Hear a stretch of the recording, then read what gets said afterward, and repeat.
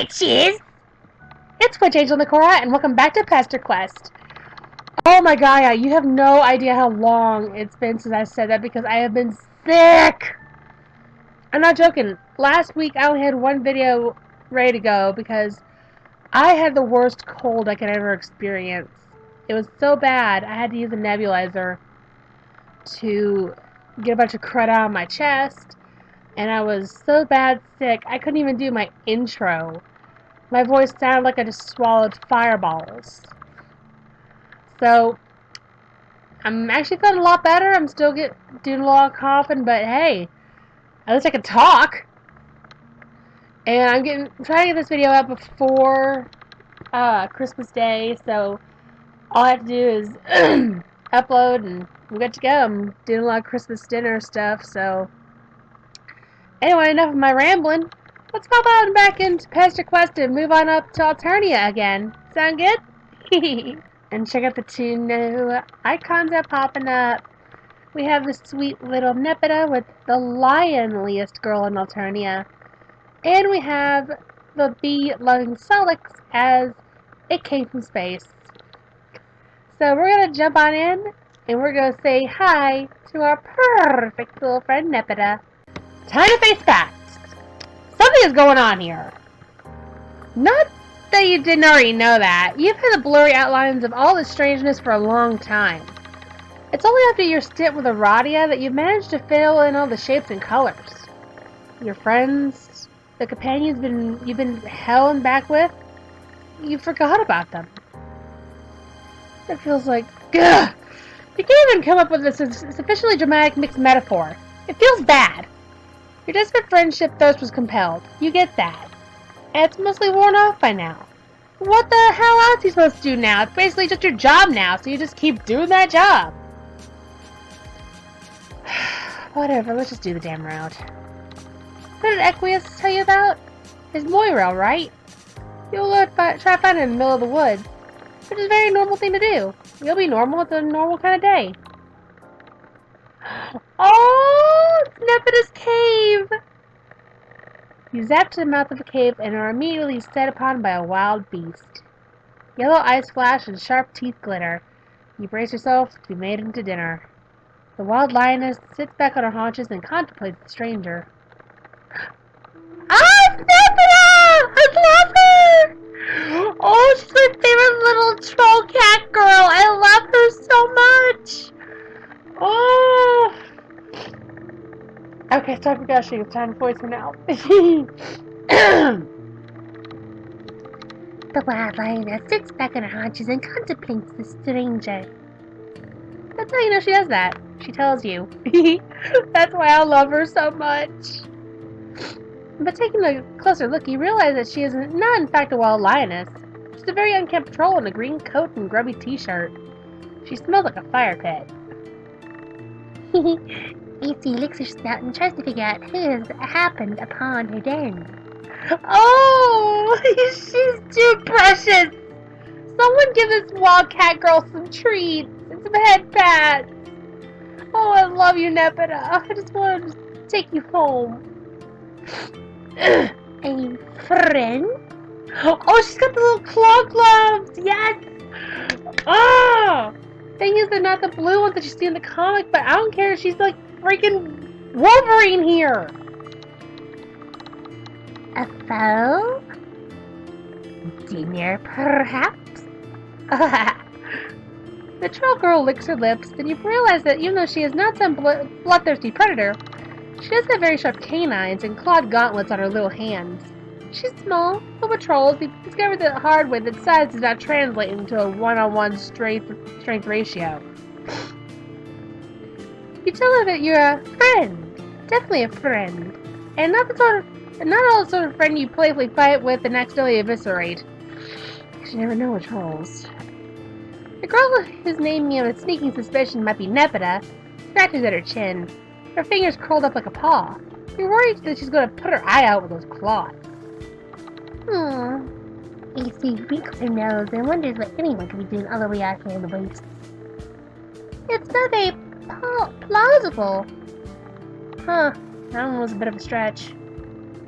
How did you come upon my cave? AC says it was a growly flower. Play along. It just happens that you are an expert role player. And by expert, you once played Soldier Purvis with a stressed-out Jade-Blood kid, which you'd forgotten about until literally yesterday. Anyway, what you mean is you've got some moves. You go limp and show Nepeta your throat, yielding to who's clearly the alpha female here. You barely even role-playing here. Every olive blade you met could rip out your intestines and wear them as a shawl. Nepeta beams down at you before remembering that she is a regal lioness. AC nuzzles the strange look and welcomes them into her cave. Appearing to realize that she doesn't need to describe her actions out loud because you're right in front of her, Nepeta nuzzles you gently with the top of her head. You get the feeling she doesn't get out much. Neither do I! That's why I'm perfect as Moirels. I love Nepeta. Funny thing is, I actually do act like a cat in real life. Like, I use a lot of cat puns, I wear cat ears out in public, I kind of bat at my head with my hands, like, with little paw hands. I sleep a lot, I eat a lot, I love fish, I drink a lot of milk.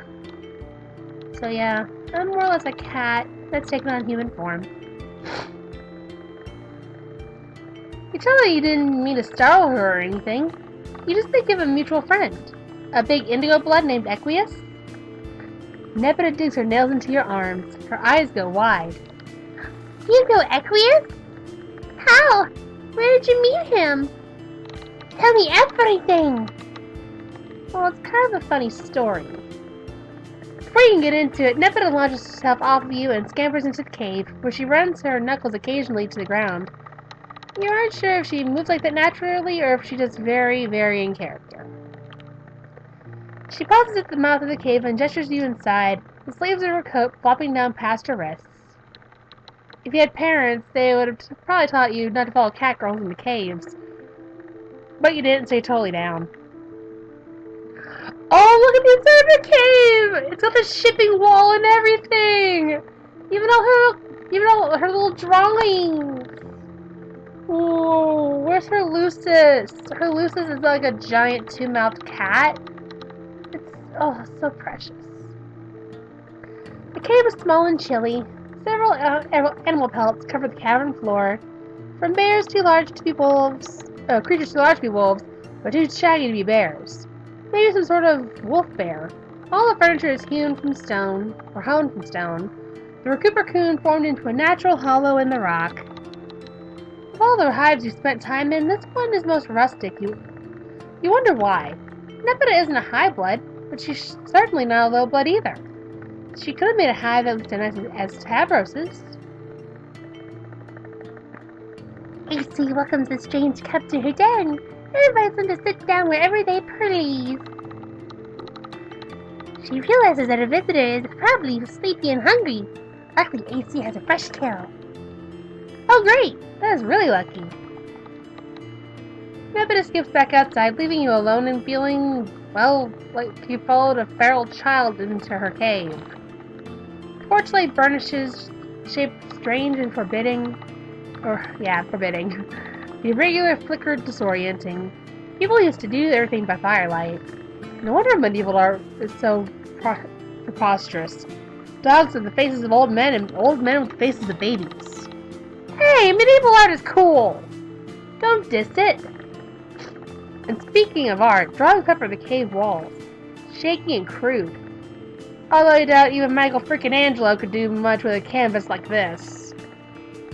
The pictures seem to depict Nepeta and various other trolls, some of whom which you recognize. You see Carcat's little nubby horns and Equius' broken one. A few pictures have been viciously scratched out. A couple of the self-portraits of Nepeta also feature a large, sleek white cat. You wonder if that's her hunter Sona. Lion Sona? Whatever. And then you hear a growl behind you and realize. Oh, right.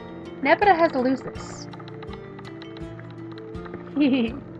See? That's her Lucis. It's so cute. It's a giant two-mouthed cat.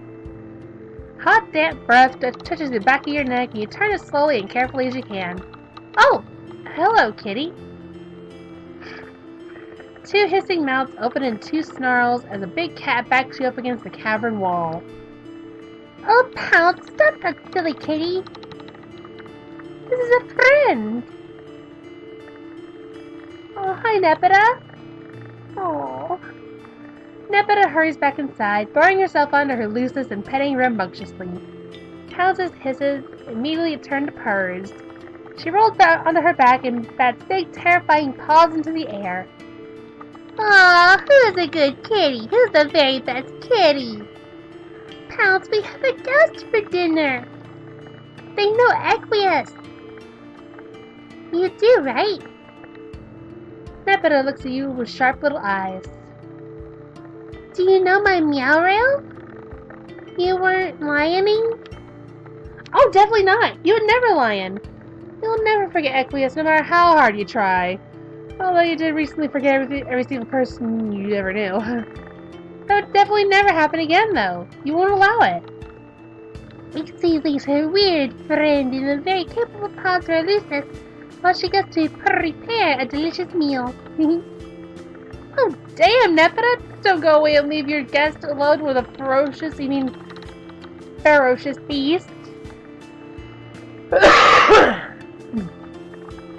The Pounce seems pretty well placated by Nepeta's insistence that you are a friend and not food.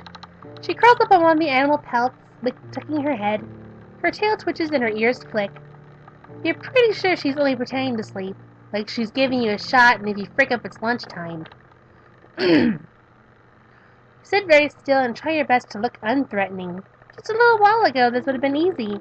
Been totally defenseless and thinking the most unthreatening thoughts, but now you remember at least a little of who you are, or who you were. And you know what you've done, even if some of it was done in dead-end timelines that had never actually came to pass.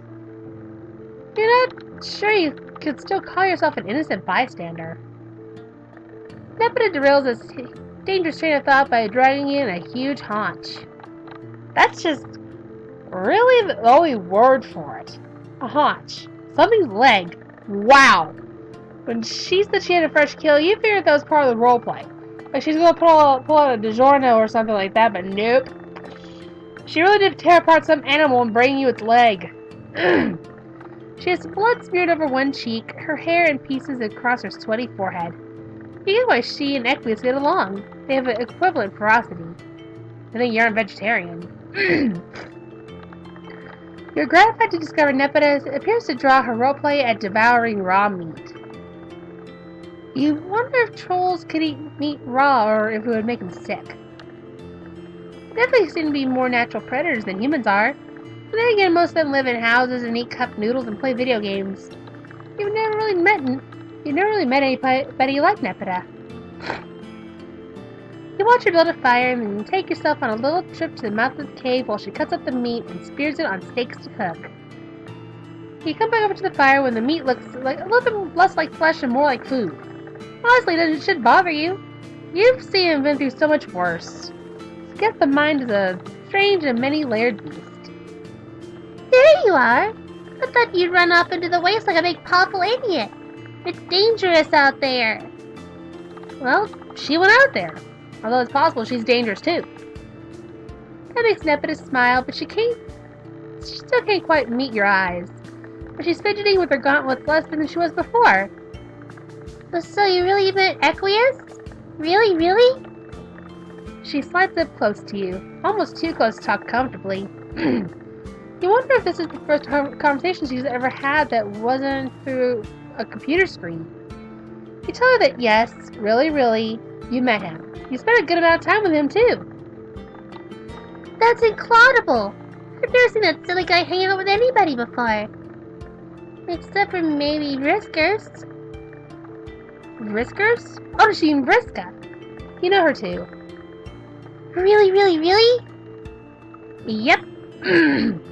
You'd probably be hanging out with her right now if she hadn't gone off to do some Antifa crap with Terezi. You know Terezi too? GC? Oh, for sure. Does Nepeta? You're expecting her to exclaim and wag her imaginary tail. Instead, she goes quiet. Fat pops and sizzles in the fire. Across the cave, Pounce lets out a lazy squeak that sounds like it came from a much smaller cat. You ask Nepeta if everything's okay. So, what you're saying is, you know all my friends. Well, that's not exactly what you said, but it is kind of creepy if you dwell on it. But you keep meeting people through other people. That's normal, right? Well, you did happen upon Vriska on a beach, and Aradia found you asleep in a field. You haven't asked Nepeta if she knows Aradia, but you're sure that she does. Somehow. Slowly, Nepeta lifts her gaze from the flames and meets your eyes for the very first time. Maybe it's the firelight. Or the shadows gambling on the walls. But she looks haunted, hollowed out and filled with something you can't name. What are you? Nepeta may be goofy and playful and awkward, but that doesn't make her an idiot. And you get the idea that treating her like one is a very good way to have a very bad time. I agree on that one. I'm gonna explain. She deserves to know the truth. You tell Nepeta you don't know what you are, or even who you are. You certainly know better than you did a few volumes ago. But you think you're an anomaly. You've crash-landed into someone's story. Nepeta is still watching you carefully, her muscles wound tight. She's ready to pounce. On the fire, the meat begins to blacken and burn. Neither of you say anything. There goes dinner. Me and some friends were supposed to play a game. Different from the games we usually play. Even Aqueous was going to parlay this time. And he usually hates games. But then the game didn't work. Oh, right. You know about the game. She blinks at you. I dream sometimes. Dreams? That's pretty normal. Not normal dreams, dummy. At least I don't think that they are. I suppose that even if they aren't, I wouldn't have anything to compare them to. They're the only sort of dreams I've ever seen. I'm not sure what they are. I see other Nepetas sometimes. Sometimes Pounce is there, and sometimes she's dead, and that always makes me very sad. And I see my friends too. And other people I don't know, but I think we'd be pretty good friends if I got the chance.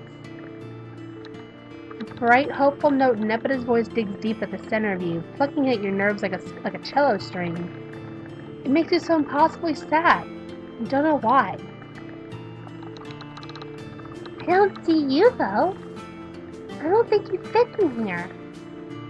Ouch. I apologize. I didn't mean to make you feel bad. My dreams are possibly silly and don't mean anything. She springs up from the fire and back down on Pounce, burying her hands and face in the thick white fur. You get up and follow around after her. Because what else do? You should probably give up on this particular round at this point. You've quite thoroughly killed the friendship mood with all his existential angst. Why does she live out all the way out here anyway? Wouldn't it be better to live closer to all her amazing friends? At least Aqueous. Even Terezi, who is definitely still very weird, has a house. Admittedly, it's in a tree, but it still counts. Oh, I'm used to when I was a regular. Oh, I think I did. A big lovely house with windows and lots of furniture to Pounce for Pounce to scratch. Pounce closes her eyes and purrs. But then, I don't know. Something happened. I remember fire and noise and lots of shouting. And then I was on Pounce's back and we were running for a very, very long time. I think it was pretty terrible. Nepeta's fingers tighten on Pounce's ruff. I like it here. You think back to a different olive-blood girl in an oversized jacket who lived rough, and another who made her living with murder. In fact, you could definitely see Nepeta growing up into someone much like Polipa. Sharper, meaner. All of her bright edges sanded off and her games transformed into a struggle for survival. Even now, sitting bathed in firelight, she looks tired. Every troll you've met carries the same exhaustion between their shoulders. Even the high-bloods to a certain extent. They're worn to the bone by the sheer weight of history and a future that promises more of the same. What does one do in the face of such an insurmountable misery? How can you, a simple, silent protagonist, even begin to combat something so all-consuming, so monstrous? Nepeta is waiting for you to trudge through your mandatory self-aggrandizing introspective interlude. It's all you do you've ever claimed to do. You hold out a hand and wait for her to take it. Zip! Hi there, Acquiesce! Nepeta yelps and jumps an impressive 4 feet into the air. Fair, you were doing a dramatic gesture and forgot to prepare for it. Sorry about that. Where? Uh-huh. This is... Despite Equius's incredible strength and barely contained excitement, when he wraps Nepeta's arm up in glistening, obscenely muscled arms, he embraces the gentlest you've ever been witness to. Aww! This is an incredibly unorthodox manner for a pair such as ourselves become acquainted. Oh, shut up, Equius! This is adorable! I apologize for this gaudy display of public affection. It is extremely unseemly of me. Well, he really isn't in public right now. Actually, the opposite. You're the butthole who popped into his private living space without zero warning. I suppose that's right. This is not the first time you've intruded on my space. Just let yourself in and out. How indecent. Dude! Okay, dude, calm down. You get sweaty. I am always sweaty. Aqueous, you're squishing me! Oh.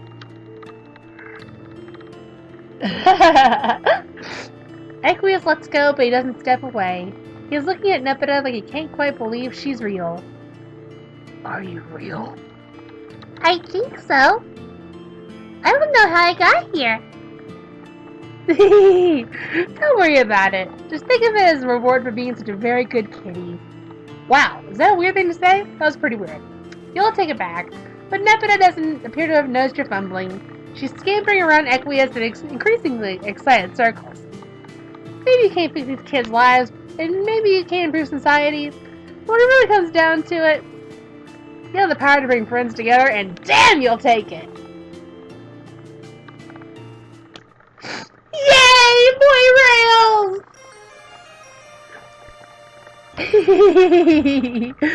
Oh, we didn't get a bad ending. I'm so happy.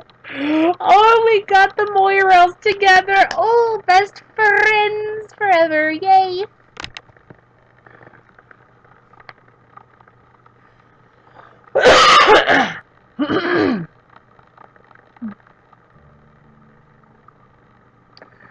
Oh, that was positively perfect. We did Nepeta's run without errors. Oh, I am just positively happy with myself. And to get this out on Christmas Eve is absolutely amazing. And let me tell you, my friend Gabriel, he's a big Homestuck fan like I am, and he played through it before I could because I was sick at the time, and I have a rule about not recording when sick or when my housemate is in the same house, when he comes home from work. So, I want to get this up in time for Christmas Eve.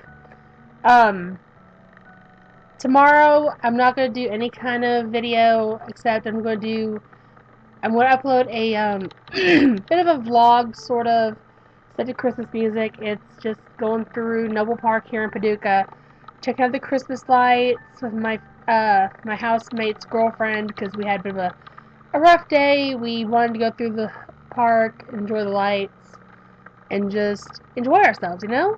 So, I'm not going to be able to say it in the video because it's all be muted and such Christmas music. So I'm going to say this. Merry Christmas, Joyous Yule, Happy Hanukkah to my Jewish pals, Happy Holidays to all who celebrate it, and if you don't, hey, just enjoy your day. And let me tell you something, if you don't have a family to go to this Christmas, if you're LGBT or if you're homeless or whatever, just know that I'm always here for you. Think of me as your Mama Cora or your Aunt Cora. And Cora is short for Nekora. And just know I'm always here for you no matter what. Whether you need advice, a hug, someone to talk to, anything. I'm always here. You can always hit me up on my Twitter, Instagram, anything. It's always in the description below. Just Merry Christmas, Happy Holidays, and just enjoy yourself. Don't eat too much, don't get sick, and be thankful for what you have. Okay? Don't be a spoiled brat. Don't be an entitled child. Don't be an entitled person. Just be nice to everybody. Be kind. Treat people with respect. And just have a great time. Oh, and if you know anyone that needs a home, and you know there's a warming place nearby, or a shelter, get them there. Because nobody deserves to be alone, or cold, or without a family on Christmas. Or in my case, Yule. So I'm going to get on out here. Next episode, we're going to take on Solix, the bee-loving psionic. So I'm going to get on out of here. Y'all know what to do. Hit that like button with a big old bibbity bobbity boop. And I'll see you all in the next one. Enjoy your holidays. Mwah! And stay magical, my friends. I love you all.